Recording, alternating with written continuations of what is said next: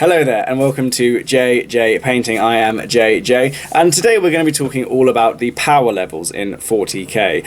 And as anyone who was in the hobby as recently as 8th edition will definitely notice a difference in the power levels we see between 8th edition and 9th edition. And there are some fairly reliable reasons as to why that might be. And today we're going to have a little dive into what those reasons might be. So we'll be painting this model today, as we always want to do for painting something. In any case, let's crack on. So if, like me, you've been wondering about the actual power level of Warhammer 40,000 over the last couple of years or so, then you are right to have noticed a difference. Everything seems to be a lot stronger, so to speak, going into 8th edition, going into 9th edition from 8th edition. Now, I don't think it's completely unfair to say that everything is becoming overpowered, and I will get to that in a bit more detail shortly. But it's definitely fair to say that if we look at the Space Marine Codex, the Death Guard Codex, the AdMech, Drukhari codexes now, they are definitely noticeably more powerful than they were previously. In fact, hold up any one of the 8th edition codexes now, next to any of the 9th edition codexes now, and you'll see overall a vast difference in power level overall. And I'll get to what I mean by that in a second.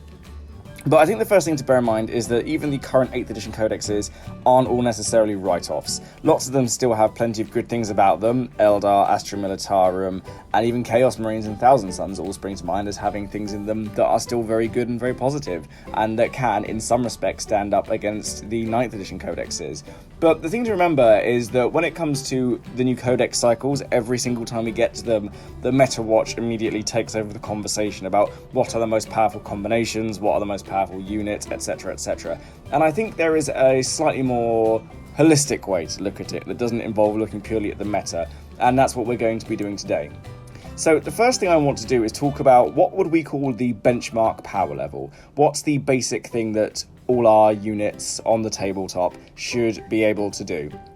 Now, if we go right the way back to 3rd edition, a prevailing thought has actually carried over even into 8th edition, so from 3rd to 8th, and that is, what is the relative power level against a human?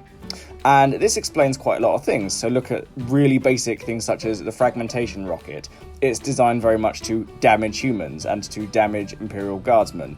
So that's why it looks like it's very effective in its previous formats and previous forms against light armoured enemies, and especially those with a lower toughness. So we're thinking Eldar Guardians, Tyranid Hormagaunts, etc.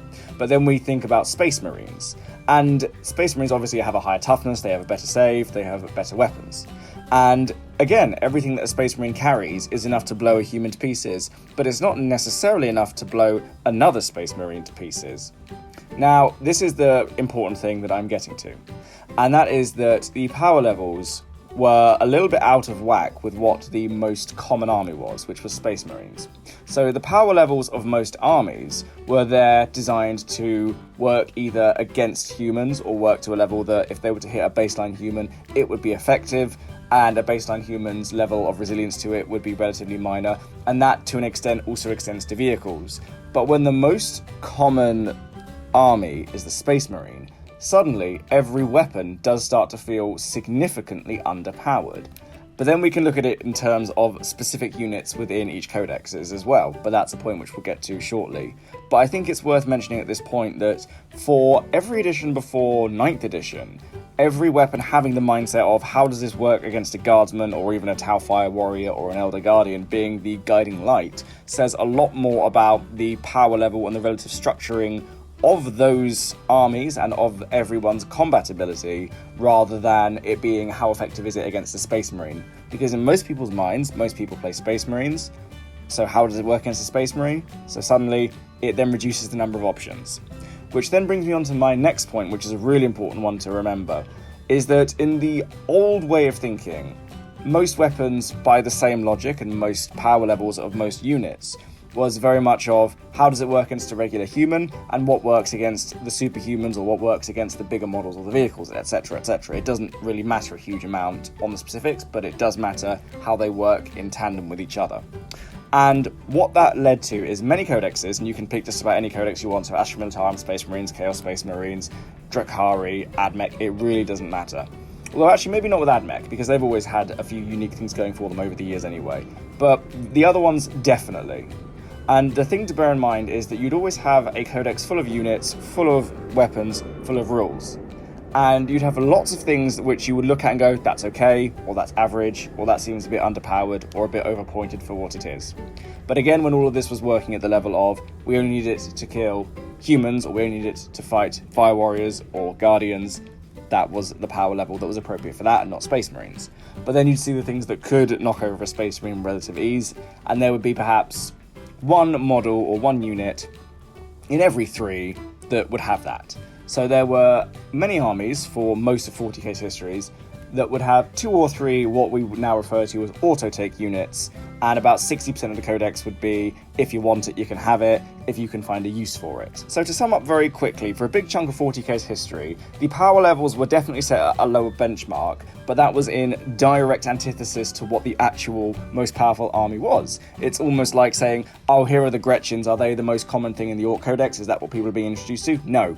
But we're going to have everything powered so it can fight Gretchens, for example. And that doesn't really make any sense in retrospect, and to be fair, it didn't make a lot of sense at the time either, considering how Space Marines were the introductory army. But these are the things that we must learn as time goes by.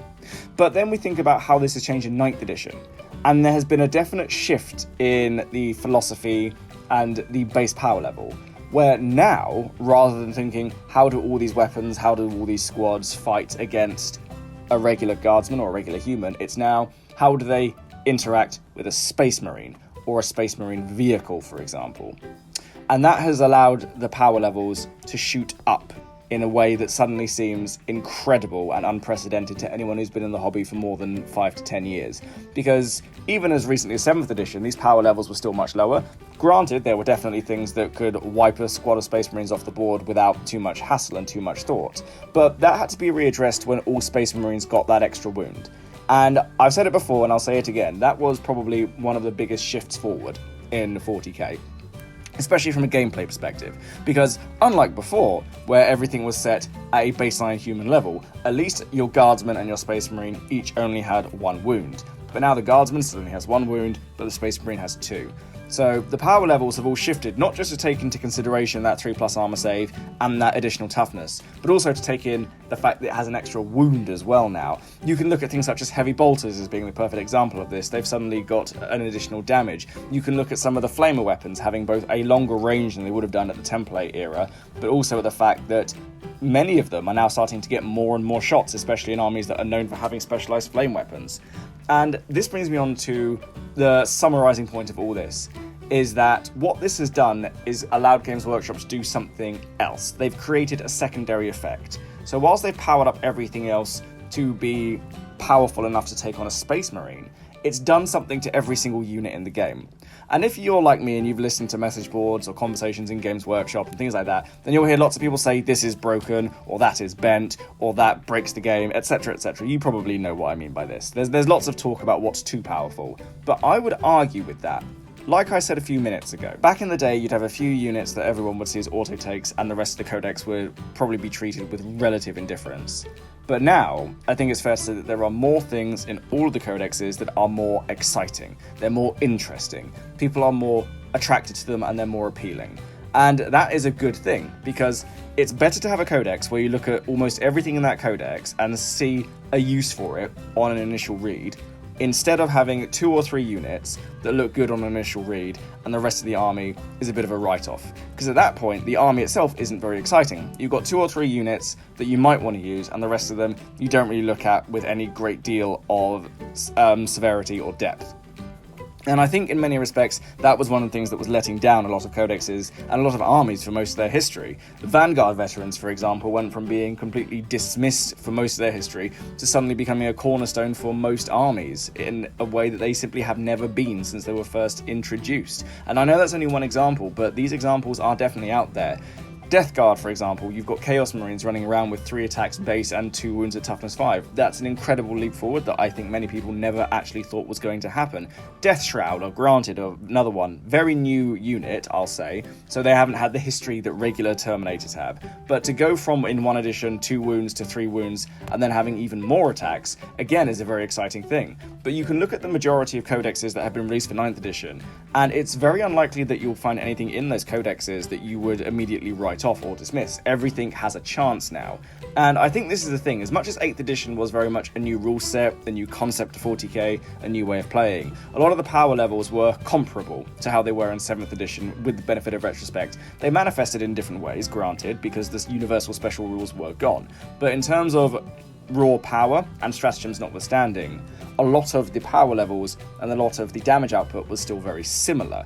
Not everything was, some things became far stronger and some things became a little bit less powerful, but ultimately, on the whole, the power levels were mostly the same. But 9th edition is now pushing that forward because of this need to bring everything up in line with what a Space Marine's power output can be, because they are in many ways the default army, the starter army, the most common army.